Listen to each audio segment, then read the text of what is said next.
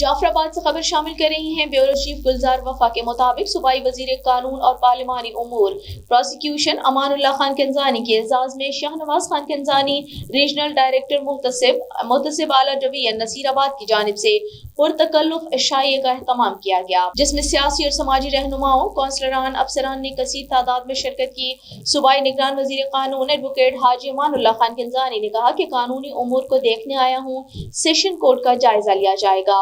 बलूचिस्तान के निगरान सूबाई वजीर कानून एडवोकेट हाजी अमानुल्लाह खान कंजानी ने जाफराबाद का दौरा किया और मुख्तलिफ कायदीन से मुलाकात की। इस मौके पर मीडिया से बातचीत करते हुए अमानुल्लाह कंजानी ने कहा कि बलूचिस्तान के वसाइल को हमेशा गलत इस्तेमाल किया गया।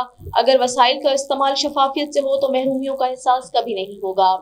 उन्होंने कहा, कोयटा के बाद जाफराबाद सबसे बड़ा जिला है, ज्यादातर केसेस जाफराबाद से आते हैं। कानूनी जायजा लेने के लिए जाफराबाद आया हूँ। अमानुल्लाह कंजानी ने कहा कि निगरान हुकूमत मुख्तसर वक्त के लिए है, हमने इनफरादी काम रोक दिए, इज्तमाई कामों को फोकस किया हुआ है, तरक्याती अमल को जारी रखा जाएगा।